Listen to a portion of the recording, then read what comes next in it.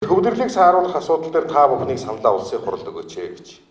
Төвлөрлийг сааруулах асуудлаар та бүхэн саналаа засгийн газарт өгч болохгүй. Мөнхөд сайд тэрийг чинь дэмжихгүй. Тийм учраас төвлөрлийг сааруулах асуудлаар саналаа тогтгосрон гишүүнд өг. Тэгээд би дагуулж орж ирсэн. Энэ хүн юун дээр нь төвлөрч байх, юун дээр нь сааруулж байх уу гэдгээ бас нэг гадарлана. Би бас орон нутаг жаахан гадарлана. Манай бүлгийн дарга бас орон нутаг жаахан гадарлана. Ерөнхий сайд орон нутаг гадарлана. Тэгэхдээ ерөнхий сайд бол засгийн газар талаа барина. Тэр нь ойлгомжтой. Яг засгийн газарт ажиллаж байхад л төвлөрүүлмээр санагдаал гэдэг. Энд л бацж юмээ санагдаал гэдэг. Тэгээд болохоор зэрэг бас өөр юм бодогддог. Тийм учраас би төвлөрлийг сааруулах асуудал энэ бол зөвхөн нэг томилгооны асуудал биш. Тэр орон нутгийн хөгжлийн сан яах.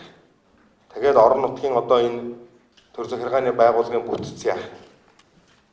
Одоо баг за томилгоо гэхэд л баг 25-аас 30 агентыг төвөөс томилж байгаа юу?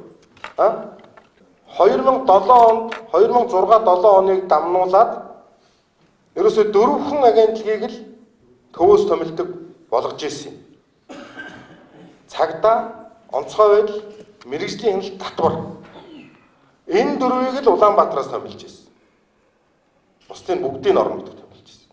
Дондог гишүүнээр ахлуулсан ажлын хэсэг байгуулаад, засгийн газар их хурл хамтарсан ажлын хэсэг байгуулаад, зориг гаргаад, одоо энэ хотын захирагч бол засгийн газрын одоо хэрэглэх газрын дарга байсан. Ингээд ийм одоо төвлөрлийг сааруулах томилгоог одоо бас орон нутагт нөх ийм арга хэмжээг авч болж ирсэн. Тэгээ одоо 9 жилийн дараа хар 30-ыг төвөөс томилж байгаа юм байна шүү дээ. Тийм учраас энийг бол бас бид нэр бодох хэрэгтэй. Орон нутагт зөв ийм удирдлагын баг бүрдэж вэж орон нутаг хөгжиж шүү. Засаг даргын шуурхай зөвлөгөөн дээр агентлагийн дарга нь ирдэггүй байх юм бол тэр салбарын тэр агентлагийн асуудлаар тэр орон нутагт юу ч явахгүй.